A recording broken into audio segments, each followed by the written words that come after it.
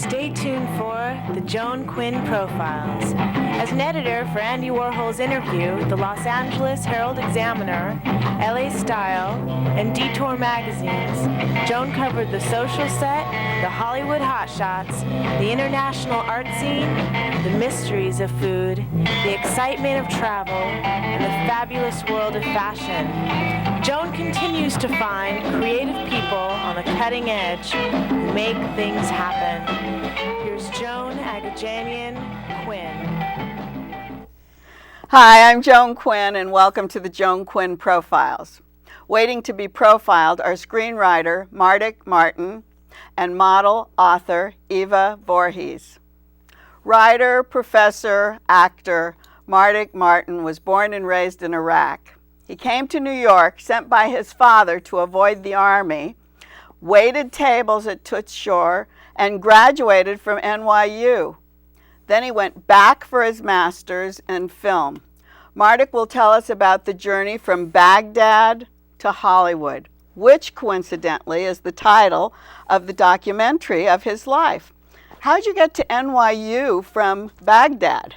Well, actually, when I went to NYU in '59, I think it was, they told me that I needed to strengthen my English. Oh, yes, I remember you So said. they sent me to a place called Highland Park, Michigan, at a high school wherein you improve your English. They actually sent you to another state? Well, actually, I decided that that was the best place to go. Is that right? Yeah, because I knew a lot of people who had come from foreign countries, and their English today they'll accept anything, anybody. You know, Oh, it's more. In those days, it was pretty tough. When you went to NYU, which is a fabulous film school, were you interested in film? No, actually, my father sent me here to learn economics and go. But then then the government was overthrown, and he couldn't send me any money. So since he couldn't pay for me, I decided to do what I wanted to do, which was film. Oh, so then you decided that. I didn't even know there was such a thing as a film school.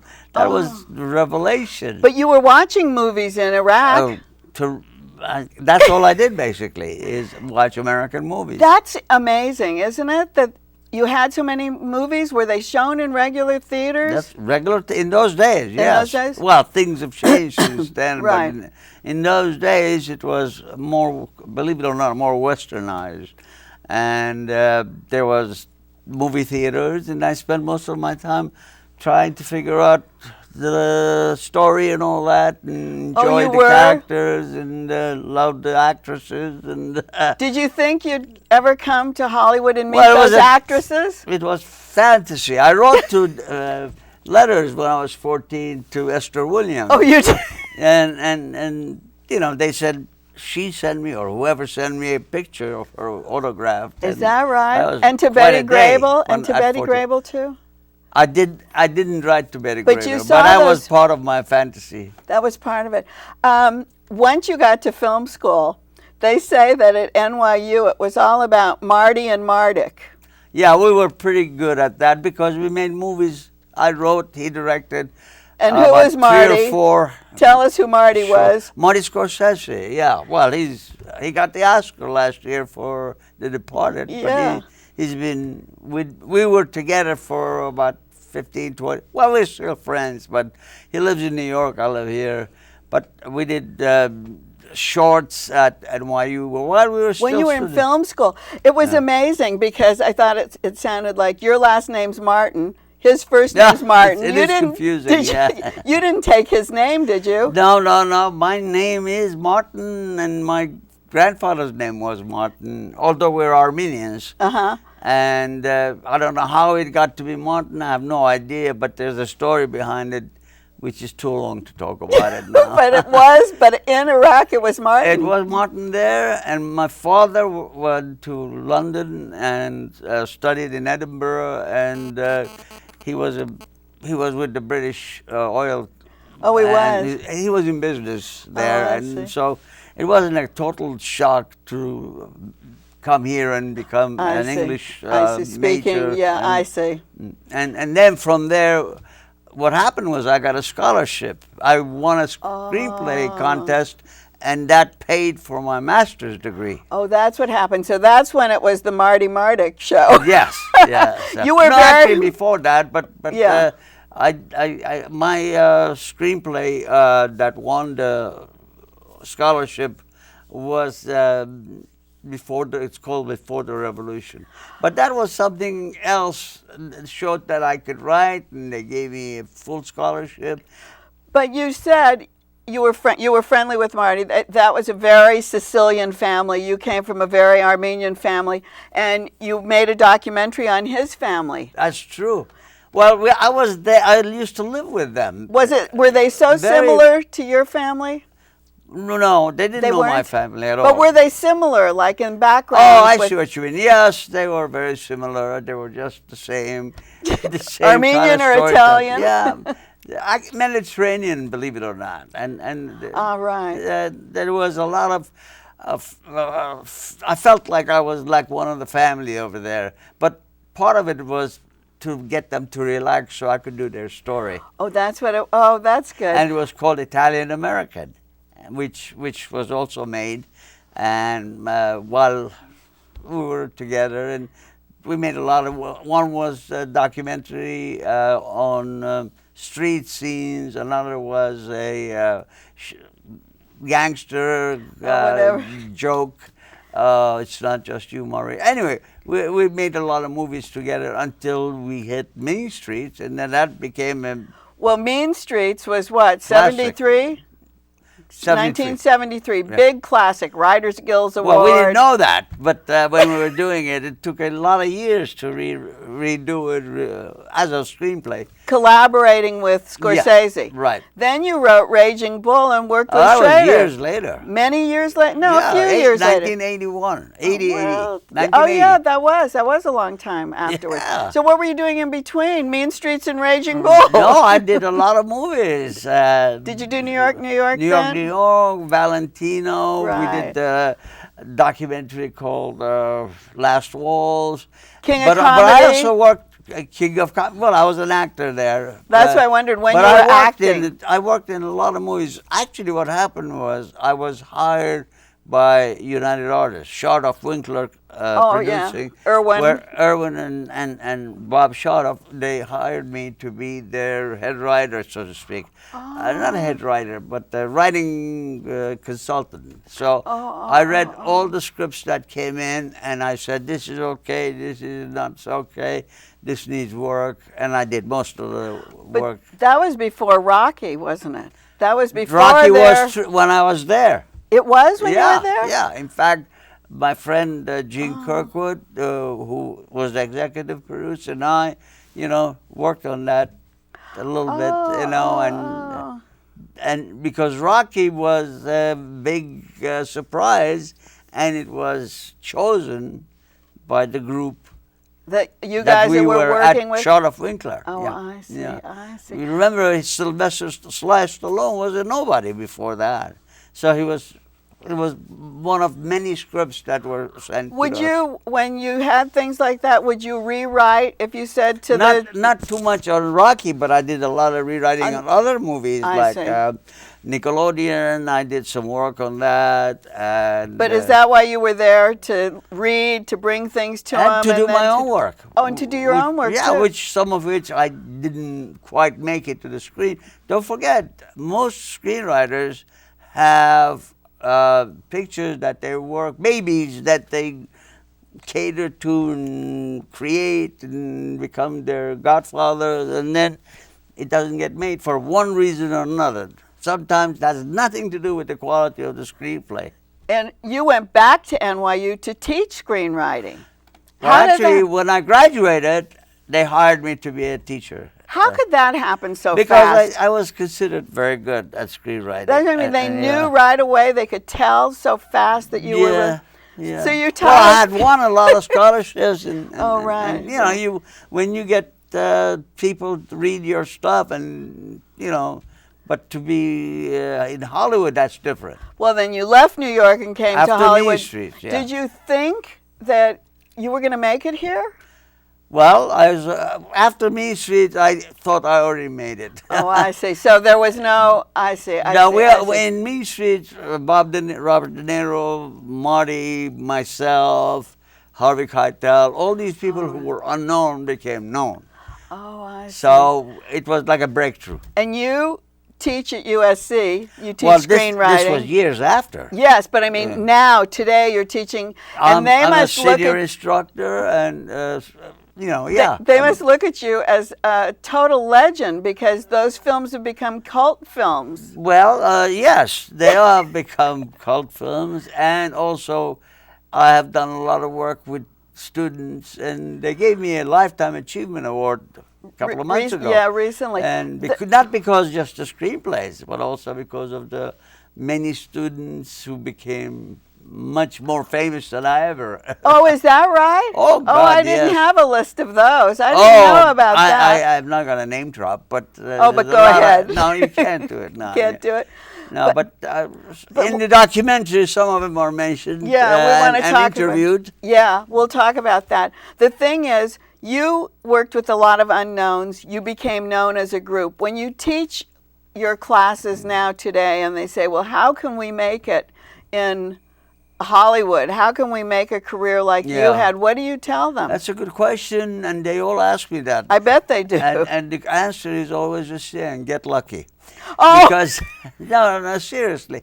But it's 90% luck, 10% is waiting to get that luck. In other words, you prepare for that lucky coincidence that happens in life, where you meet an agent who likes you, and but he likes you because you're well prepared. You've seen movies. You don't say, I don't know who Howard Hawks is, or you have background. You have background, and you have stories. You have a file full of ideas, what I call synopsis, treatments, ready to go if somebody would give you the money. Oh, is that right? Yeah, you it's have like to be an prepared. artist then, because they say, just because an artist doesn't have a gallery, he shouldn't stop painting. He should be painting every day. Exactly. And you say the same thing? Absolutely. You should have files. Oh, I didn't realize. Several files. One is for ideas.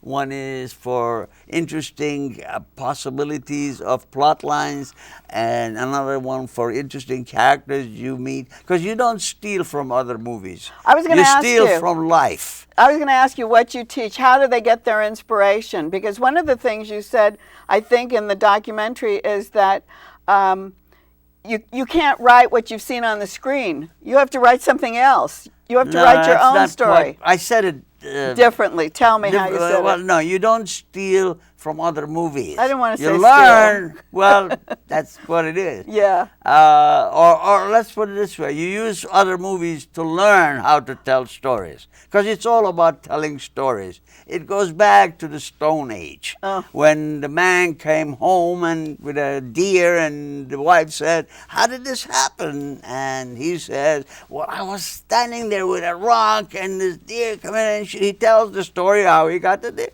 So it's not something new. It's been going on before Aristotle. Can he tell the story differently every time? Possibly, Maybe. if he wants to be a big storyteller around the tent, and it becomes the person who enjoys entertaining people and exaggerating his story. That. You acted in a lot of your films, Oh, too, yeah, didn't you you? know, But cameos. why? Oh, cameos? Yes, just for fun, A lot of, for instance, in Raging Bull, I played the waiter who served the drinks, and You why were not? used I'm to there. That. But you were used to that, weren't you? Serving drinks at Exactly, I was a waiter, so it seemed You were in training. No, actually, I've already been trained as a waiter. What I was doing is, Marty was very good to me in terms of having me on the set. Because I was the writer. Were you rewriting? Would you rewrite? No, not Raging Bull, but like New York, we were. I see. See, it depends on the movie, and it depends on the director. Like in Valentino, for instance, Ken Russell, I couldn't deal with his ideas, and So he took the script and made it his I script, see. his movie. I see. And it wasn't quite what I had in mind, and it's kind of disappointing. But that happens. That's why I gave up screenwriting, because the director became the auteur, and it's no longer. Some of my best scripts haven't been made into movies. Because you don't like the director, or you don't want to give it to someone? No, it's not me. I don't even own these things. The company does. So how does a person write from experience? I don't know. What do you teach your kids to write? How do you Well, write? you want to explain that in 2 minutes? I don't know. You explain it in a lifetime? You can't. If they go to this local Starbucks, is that an experience? No. That's bullshit. Oh, that's what I'm wondering. No, you're right. First of all, you have to learn to be a storyteller. Okay. And you take the story I and see. give it a beginning, a middle, and an end. I see. Plus, you work on the character. That's what happened here Well, in Mardik. yeah, from from Baghdad. From Baghdad. Baghdad to Hollywood. So how long did it take to make this documentary? 9 years. What happened was they came to, there were people who knew me from my classes and from my movies, and they came to my class, and most of my class is telling stories and let them tell their stories. And so they said, hey, how about telling your story? And we'll shoot it whenever we can. And then did you arrange the interviews? Well, or do they arrange them? They arranged it. We went to New York a few times to go back to this road that I took to go to get here. What is it, 88 minutes, I think? 88 minutes?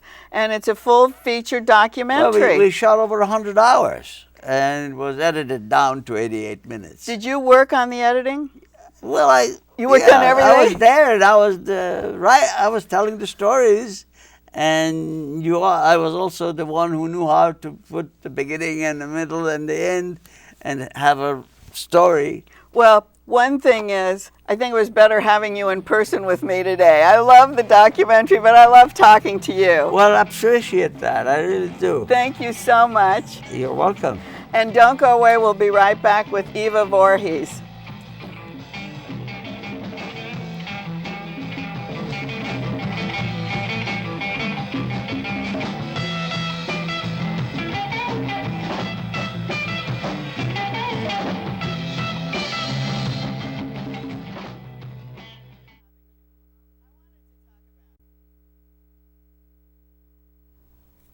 Hi, we're back, and I'm Joan Quinn with model, author Eva Voorhees, who was born in LA and raised on both coasts.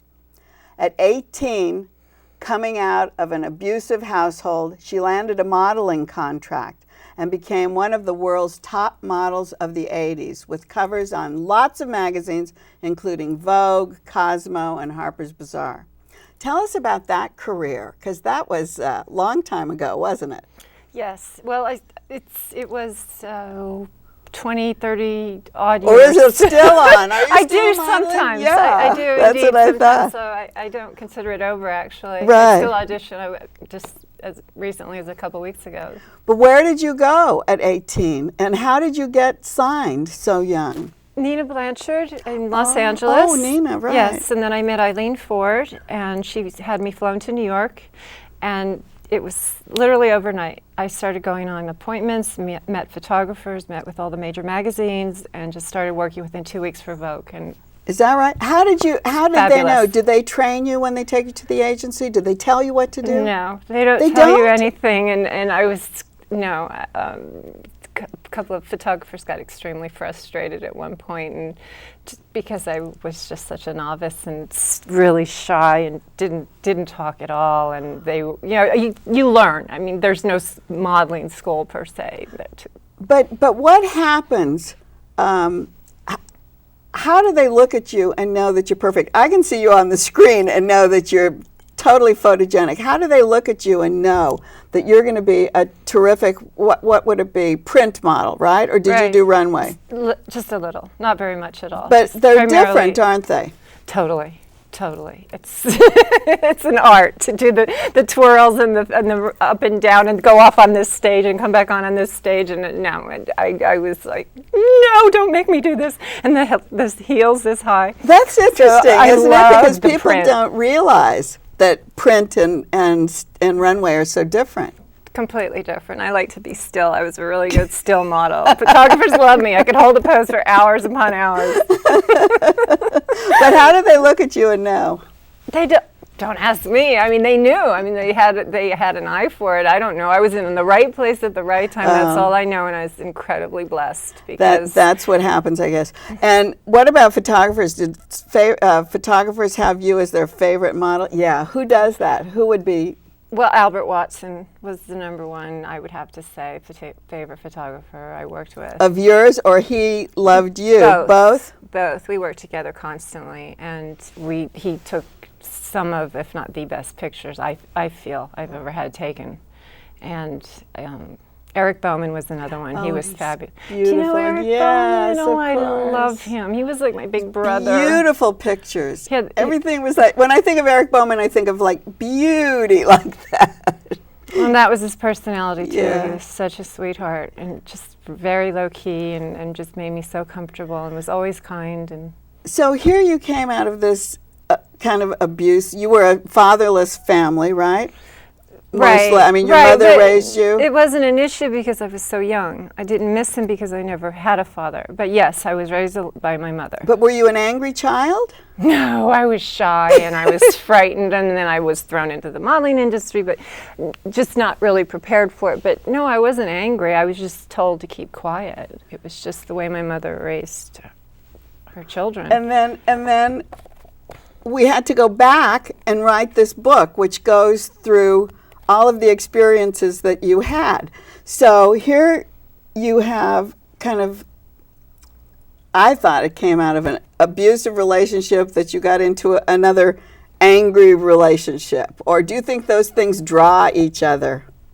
I think the lack of having a solid background, strong family to lean on, it had a lot to do with it. I think not really knowing what choice was the right choice or the wrong choice. You think so? Because you got into negative situations all the time. Yes, I did. Not all the time, no, but that's all right. I think that's what the book says. So yes, they were. But I also spent an awful lot of time not in relationships whatsoever. So when someone did come along, it was maybe out of loneliness, perhaps, just thinking that, okay, even though sometimes they were, it's the nature of the business, to be honest with you. Models just, they're magnets for that type of person, and a lot of people want to date someone based on their appearance, based on how much money they have. Right. And after years of modeling, I was just very lonely, and I had a string of poor boyfriends that I went out with and paid for everything. And so in between, I just stayed to myself, and I just worked and went home. And I kept thinking that these negative situations came to you, but that because maybe you were an enabler. Maybe because of this attitude, you enabled them to be abusive to you or take advantage, because you were very taken advantage of. That's a very good point, and I wouldn't dismiss it, to be honest with you. I think that's a very valid point. Perhaps I am more likely to be treated that way because I don't stand up for myself enough, because I was always told, conditioned to believe that I really wasn't worth what even though you're on the covers of these magazines, and you're like the most beautiful model of the 80s, and you're flying all over the world, right, to locations. Yes. And you still have this feeling. I think it took so much courage to write this book. How could you write it? Did you have a diary? No, I had to. There was a point when I had to tell my story for my son. So tell us the story before we go any further. You had a son by one. I had first you had Cody by myself. Oh, by yourself. Okay. That's the way it worked out, and I was happy with that situation. I spent 4 years alone with my son. I did not date once, and he was a challenge, to say the least. Then I met the father of my younger son, and he was older. I thought he was. He had a good career, successful businessman, etc. And my son fell madly in love with him. He was at an age where he really adored men. And suddenly I had a life. Up until that point, I was 24/7 stay-at-home mom. And then it was your life with this new man. Did you marry this man? No. You didn't marry him. No. But he took such advantage of you. He took your 2 sons away. Yes, he did. How could he do that? By manipulating the court, having a very powerful attorney that was able to portray me in such a negative manner. And I was alone. I didn't have anyone to come. You weren't a drug addict. Thank you weren't you. a prostitute. Thank you. You weren't. You were a mother who was working and taking care of your child. And how long ago did this happen? 10 years? Oh, About 8. About 8 years. Do you think that could happen today? Yes, absolutely. I think it happens all the time, and that's another thing I wanted. That's another purpose for this book. I wanted people to understand that this is an epidemic. This is going on all the time. People are losing custody of their children because judges will not make a ruling based on their own, based on the information that's presented to them. They will always refer. Frequently, I shouldn't say always, but frequently they will refer to an evaluator. Oh, right. You had an evaluator, you said. 3 times. The same evaluator made decisions, made recommendations, but literally said to me, I know this judge, and I know this judge is going to go with anything I tell him, anything I recommend, he'll go with.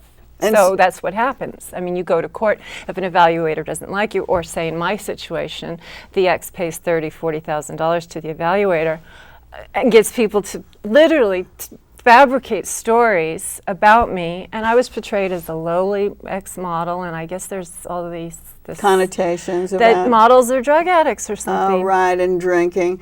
But Live Through This, A Mother's Memoir of Love and Loss, was, I mean, it was like reading your diary, and I couldn't believe that you could be going through these things.